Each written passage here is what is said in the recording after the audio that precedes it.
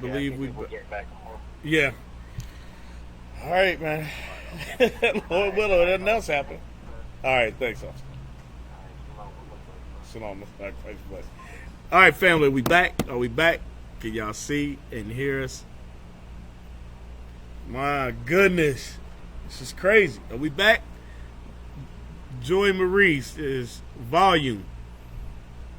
Yeah, can you hear us?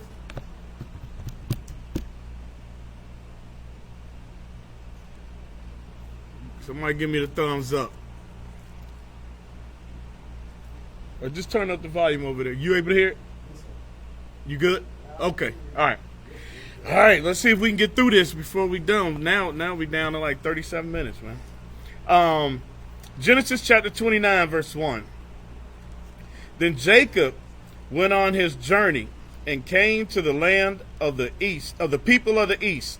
Why was it the land of the people of the east? Because when we had that map back up, let me see if I can get the map back up.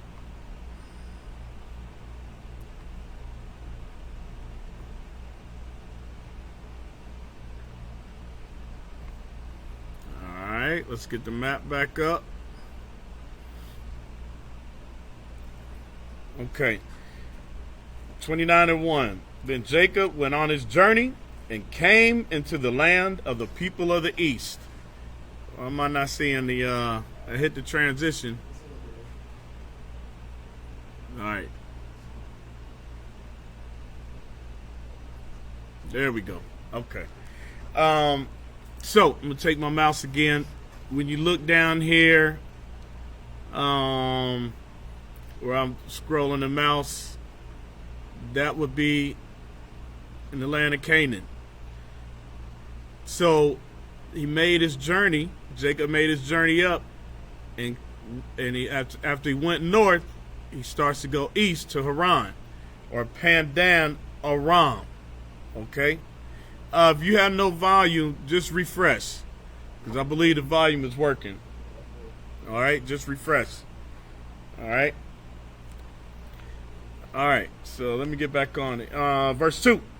And he looked, and behold, a well in the field, and lo, there were 3 flocks of sheep lying by it. For out of that well they watered the flocks, and a great stone was upon the well's mouth. And thither were all the flocks gathered, and they rolled the stone from the well's mouth, and watered the sheep, and put the stone again upon the well's mouth in his place. Verse 4, it says, And Jacob said unto them, My brethren, whence be ye? And they said, Of Haran are we. All right, so that's the point I wanted to get to, because when you look at the map and you see where he journeyed from, and he was going to Haran. All right, so now let's go back to Genesis 28, 1 and 2 right quick. And Isaac called Jacob and blessed him and charged him and said unto him, Thou shalt not take a wife of the daughters of Canaan. Arise, go to Pandanaram, to the house of Bethuel, thy mother's father, and take thee a wife from thence. Okay, so that's where he was going. All right, so now from there, let's go to Genesis chapter 11. All right, we're going to have to kind of pick up the pace here a little bit on this. Genesis chapter 11. All right, and verse 31. And Terah took Abram his son, and Lot the son of Haran his son's son, and Sarai his daughter-in-law, his son Abram's wife. And they went forth with them from Ur of the Chaldees to go into the land of Canaan. And they came unto Haran and dwelt there. And they came unto Haran and dwelt there. So now, if you're looking at the map, I'm going to move my cursor, all right, over Ur of Chaldea. All right. So now that's over where to the right of where it says journeys of Abraham and Isaac. Okay. And they go up along the Euphrates River, and they come up to where? Haran. All right. So Let's go back to Genesis chapter 29 and verse 4. And Jacob said unto them, My brethren, whence be ye? And they said, Of Haran are we. Verse 5. And he said unto them, Know ye Laban, the son of Nahor? And they said, We know him. Okay, let's go back to Genesis 11 right quick. And now we're going to jump down to verse 26. And Terah lived 70 years and begat Abram, Nahor, and Haran. Verse 27. Now these are the generations of Terah. Terah begat Abram, Nahor, and Haran begat Lot. So when we go back to Genesis chapter 29, verse 5, and he said unto them, Know ye Laban, the son of Nahor. All right, so this is keeping the family ties together, and we're tying that together because we see where Abraham first made his journey, right, from Ur of Chaldea and went northwest and came to Haran. Now you have Jacob coming from the land of Canaan and going northeast to Haran. But we find that that's why you have Laban was dwelling in that area. Okay? Let's jump down to verse 14. And Laban said unto him, this is Genesis 29:14. And Laban said unto him, Surely thou art my bone and my flesh. And he abode with him the space of a month. And Laban said unto Jacob, Because thou art my brother, shouldest thou therefore serve me for naught? Tell me what shall thy wages be? So he says, Surely thou art my brother, right? So he says, we are bone and you are my bone and my flesh. Let's get Judges chapter 9, verse 1. Judges chapter 9, verse 1. Get some understanding of the being bone and flesh. All right. The book of Judges chapter 9 and verse 1. And Abimelech said to Jerubbaal, and Abimelech the son of Jerubbaal went to Shechem unto his mother's brethren and communed with them and with all the family of the house of his mother's father, saying, Speak, I pray you, in the ears of all the men of Shechem, whether is it better for you, either that all the sons of Jerubbaal, which are 70 persons, reign over you, or that one reign over you? Remember also that I am your bone and your flesh. So what is he saying? We family. In verse 1, he's saying that's what we are family. Okay? Let's go to 2 Samuel 19. 2 Samuel chapter 19 and verse 12. All right. The book of 2 Samuel chapter 19 and verse 12. Ye are my brethren, ye are my bones and my flesh. Okay, so that's further proven. Ye are my bones and my flesh. Okay, so when we jump back and you read again in Genesis, I'm not going to read it this time, but 29, 4 and 5, and you jump down to 14, you were seeing that this is the family line. All right, this is how they were, because of the ways that Jacob traveled. He went back home, and he's dwelling amongst family. Now, let's jump down Genesis 29 and 17 or 16. And Laban had 2 daughters. The name of the elder was Leah, and the name of the younger was Rachel. Leah was tender-eyed, but Rachel was beautiful and well-favored, and Jacob loved Rachel. All right, so saying she was beautiful, she was more fair, and Jacob loved Rachel. Let's get Sirach chapter 36 and verse 22. Sirach 36 and verse 22. Let's see what that beauty does. All right. It says, the beauty of a woman cheereth the countenance, and a man loveth nothing better. Okay, so Esau, remember now when we read earlier, Esau Rachel coming, and he rolled that stone out of the whale's mouth and fed the flock, ran up and kissed her, right? He was like, hey, you mine. I'm going to read that again, verse 22. The beauty of a woman cheereth the countenance, and a man loveth nothing better.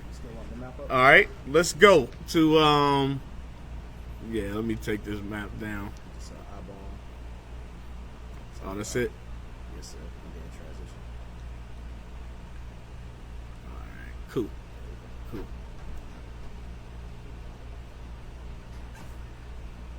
Appreciate it. Let's go to Sirach chapter 11, verse 2. Sirach chapter 11, verse 2. Because you know what? When we read in Sirach 6 about prove a friend, we'll read Sirach 11 and 2. We're going to get some understanding of that. It says, commend not a man for his beauty, neither abhor a man for his outward appearance. All right? So commend not a man for his beauty. All right? So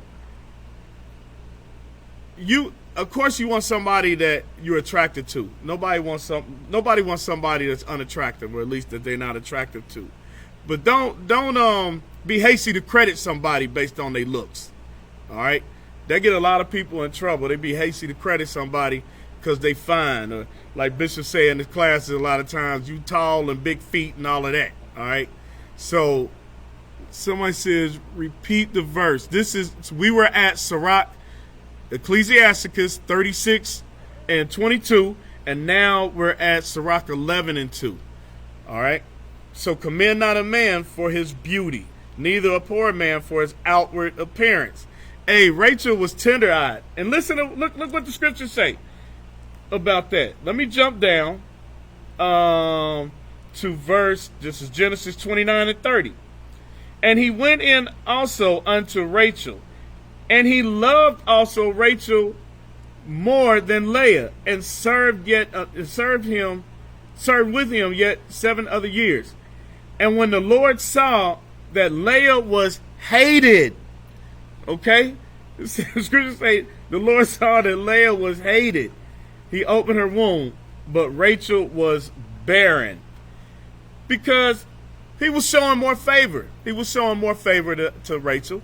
Okay, he was more attracted to Rachel, and he was showing favor to Rachel. All right. Let's get Proverbs 31 and 30 right quick before we jump to chapter 30. Proverbs chapter 31.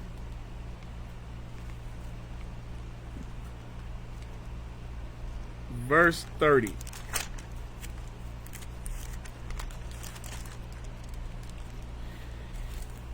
And it says, favor is deceitful, and beauty is vain, but a woman that feareth the Lord, she shall be praised. All right?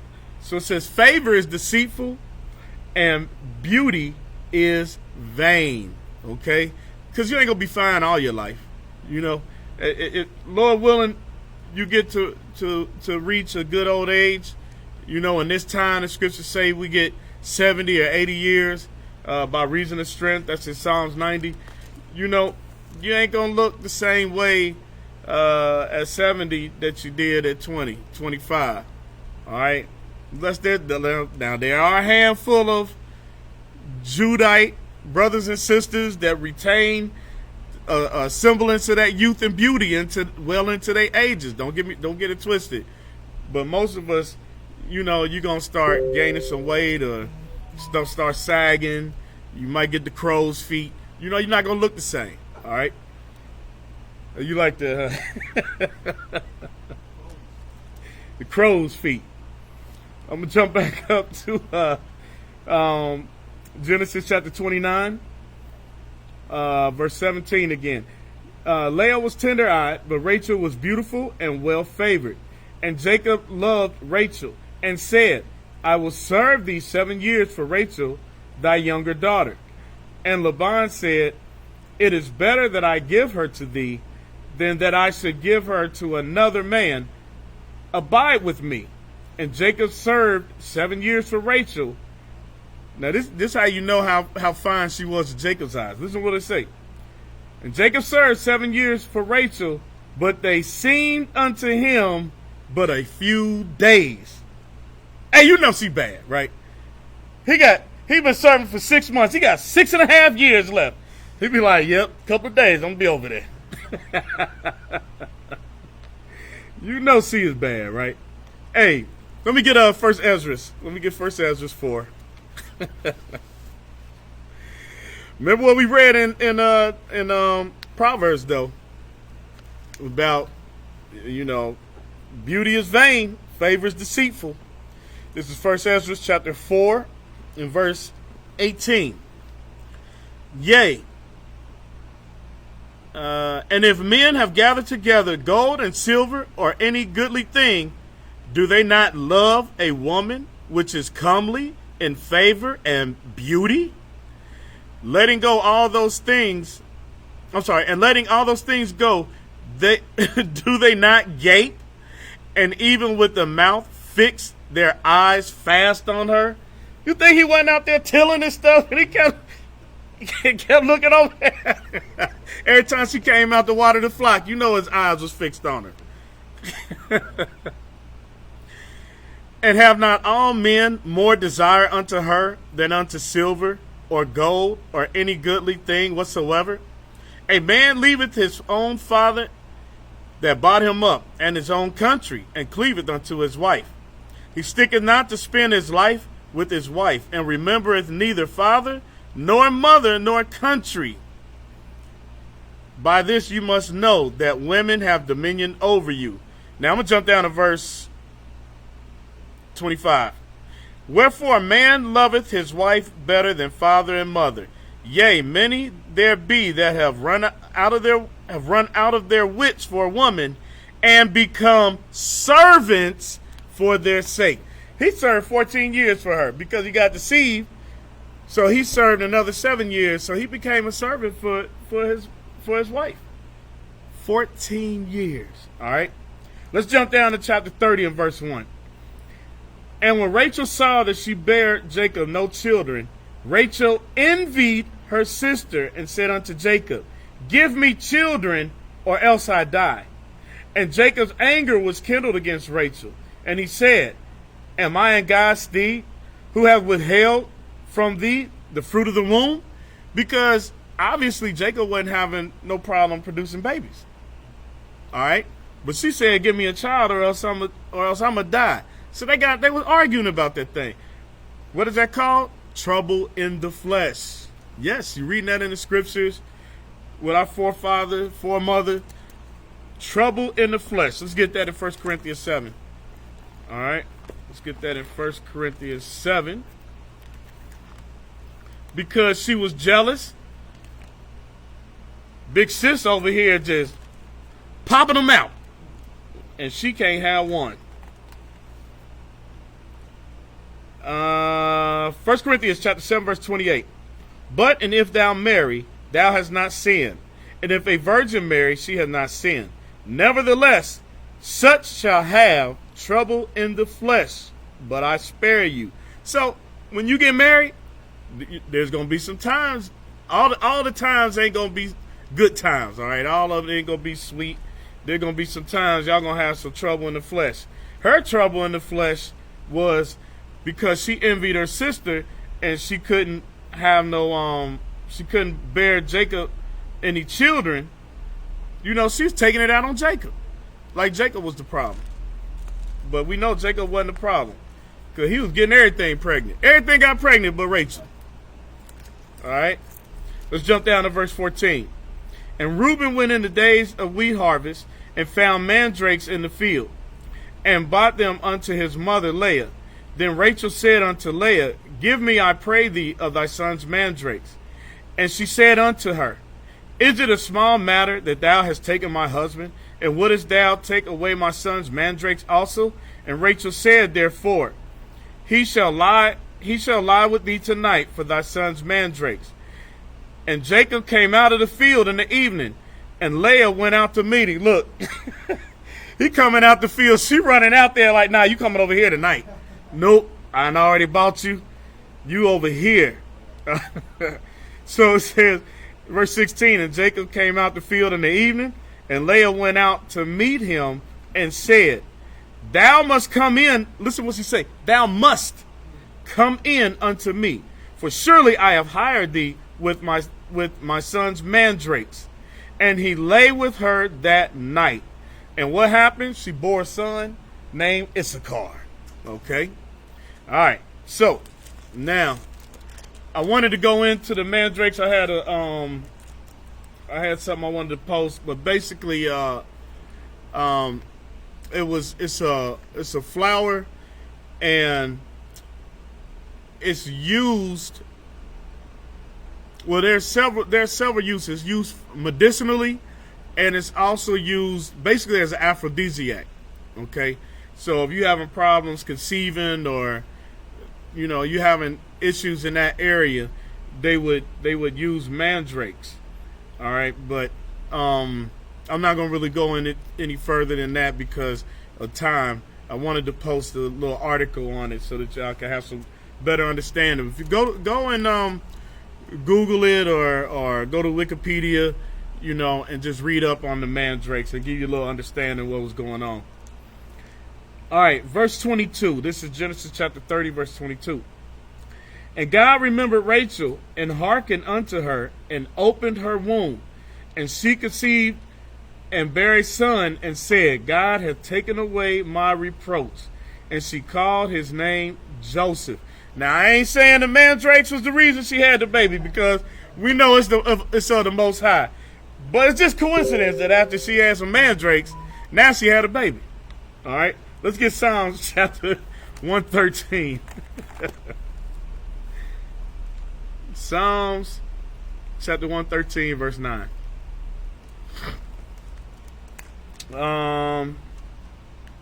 Psalms 113 is just, I wanted to read it all earlier, but I'm going to read 1 and 2 and jump down to 9. Praise ye the Lord.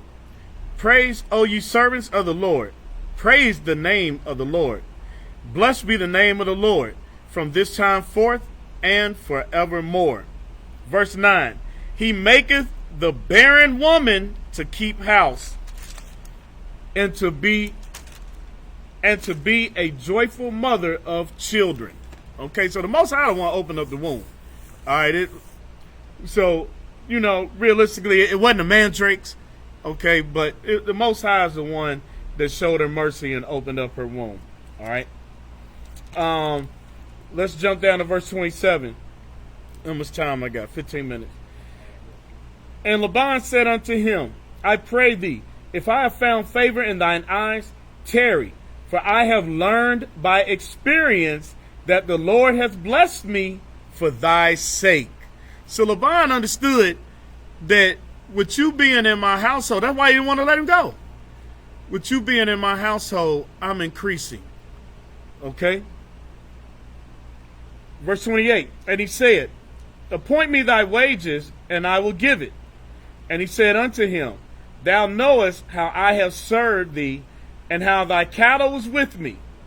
Here's the point. This is what now Jacob is getting ready to basically say what Laban already said in the fact that he was acknowledging Jacob's presence. Verse 30. For it was little which thou hadst before I came, and it is now increased into a multitude. And thou hast blessed thee, and the Lord hath blessed thee since my coming.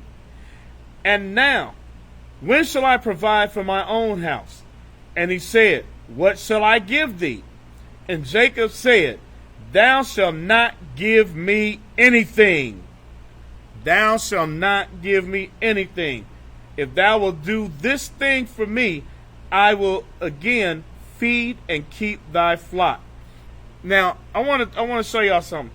When Jacob said, thou shalt not give me anything, let's go to Genesis chapter 14, verse 21. And let's read about Abram. All right? Because when we look, we got to come back to these scriptures. We got to come back to the understanding of who we are, and even the spirit that we rolled in. Because our people now, we lost. We don't know who we are. We fainted. We are happy with getting Section 8 and welfare and all of that. That ain't the spirit that our forefathers rolled in. All right. This is Genesis chapter 14, verse 21. And the king of Sodom said to Abram. Now, when you go back and you read this, this was after war. All right, our forefather Abraham coming back from war, and it says, and the king of Sodom said unto Abram, give me the persons and take the goods to thyself. And Abraham said to the king of Sodom, I have lifted up mine hand unto the Lord, the Most High God, the possessor of heaven and earth, that I will not take from a thread, even to a shoe latchet, and that I will not take anything that is thine, lest thou shouldest say, I have made Abram rich. Abram said, nah, I'm going to take what's mine. I don't want nothing from you. The Lord provide for me. This is the spirit that our forefathers was rolling in. You know, our forefathers wasn't rolling in that bum spirit, okay? And we can't be rolling in that bum spirit. When we repent, we gotta be conducting ourselves as men. All right, that's for you brothers out there. We got to conduct ourselves as men. All right.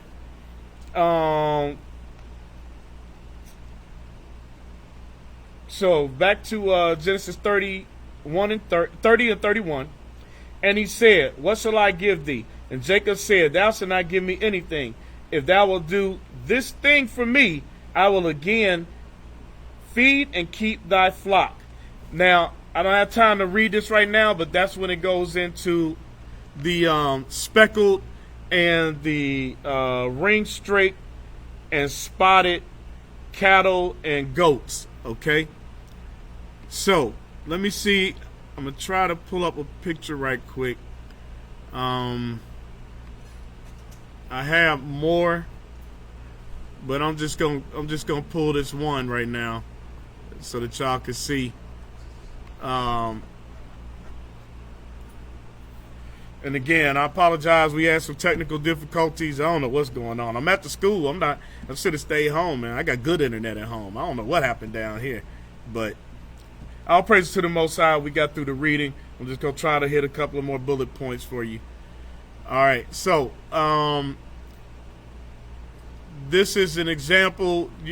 You got speckled, you got ring straight, and you got spotted. Okay, now this is a horse, but Jacob was dealing with the cattle and the sheep. All right, I do want to read one part in this. I'm gonna jump down to verse 35. I need to read this so that you understand chapter 31 and 1. It says, and he removed that day the he-goats that were ring straight and spotted, and all the she-goats that were speckled and spotted, and every one that had some white in it, and all the brown among the sheep, and gave them into the hand of his sons. This is into the hand of Laban's sons. All right? I'm going to jump back down and read 32 and 33 to help you get the understanding of that. I will pass through all thy flock today, removing from thence all the speckled and spotted cattle, and the brown cattle among the sheep, and the spotted and speckled among the goats, and of such shall be my hire. Okay? Because you ain't giving me nothing. I'm working for this. So shall my righteousness answer for me in time to come, when it shall come for my hire before thy face. Every one that is not speckled and spotted among the goats and brown among the sheep, that shall be counted stolen with me. Now, why was that important? Why was that important? Let me go pull this back. We almost done. We got less than 10 minutes.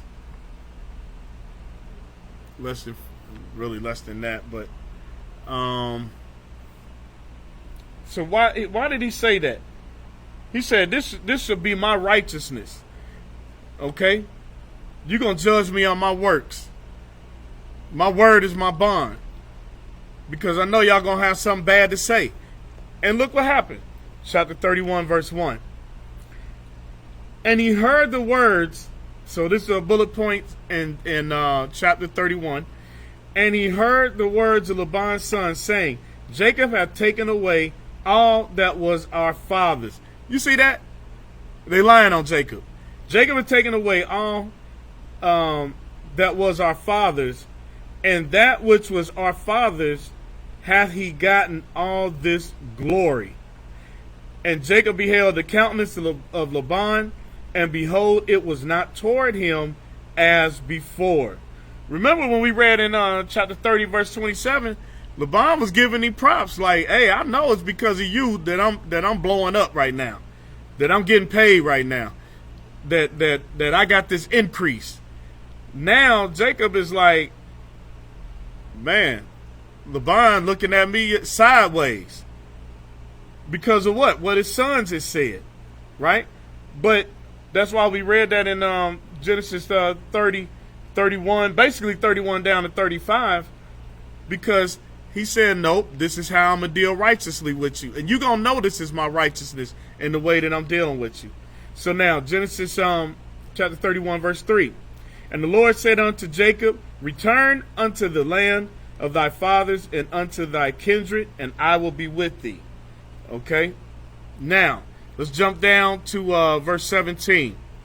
Then Jacob rose up and set his sons and his wives upon camels, and he carried away all his cattle and all his goods which he had gotten, the cattle of his getting which he had gotten in Pandanaram, for to go to Isaac his father in the land of Canaan. So he was returning home.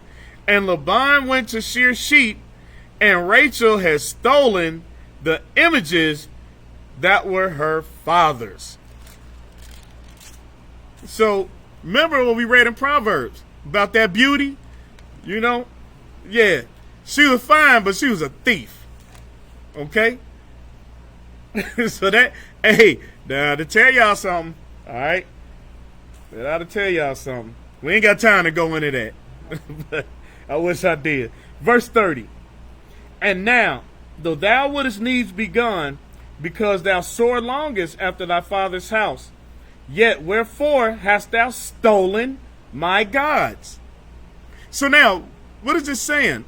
Laban was an idolater. Okay? Laban was an idolater. Now let's prove that. Let's go to Joshua chapter 24. Let's go to Joshua chapter 24. Just past it. Let me go back. Joshua chapter 24 and verse 2. Well, we cutting it close here, officer. All right. Joshua 24 and 2. And Joshua said unto the people, thus saith the Lord God of Israel, your fathers dwelt on the other side of the flood in the old time. The other side of the flood means before the flood. All right. In old time, even Terah, the father of Abram, the father of Nachor, and they served other gods. So why did we go there? Because Laban was the son of Nahor. Okay? So he was an idolater just like his father. That's why when you read, and I think it's Genesis 12, when the Most High tell Abram, hey, get and arise from your people, okay, and go into that land which you know not. All right, he had to separate Abram because he knew what he had set up for Abraham, Isaac, and Jacob, and for us to not be idolaters. All right. So back to Genesis 31 and 31 now. And Jacob answered and said to Laban, because I was afraid, for I said, peradventure thou wouldest take by force thy daughters from me. With whomsoever thou findest thy gods, let him not live. Before our brethren discern what is thine with me, and take it to thee. For Jacob knew not that Rachel had stolen them. All right, so Rachel was a thief. She might have been a fine thief, but she was a thief. All right. Hey, it's 6:57, fam. We gotta close it out. You've been tuned in to IUIC 4 chapters a day. Please tune in tomorrow, and we'll be going through 32, 33, 34, and 35. Okay. Apologize again for the technical difficulties. There was a little bit more I wanted to bring out, but just stay tuned and do your 4 chapters a day. We got classes also every day, 3 times a day. And also visit the website and donate. All right, go to the Booster Club. Join the Booster Club. If you ain't joined to the Booster Club, at least donate. All right. And with that, we're going to say shalom, family. Most High in Christ bless you all.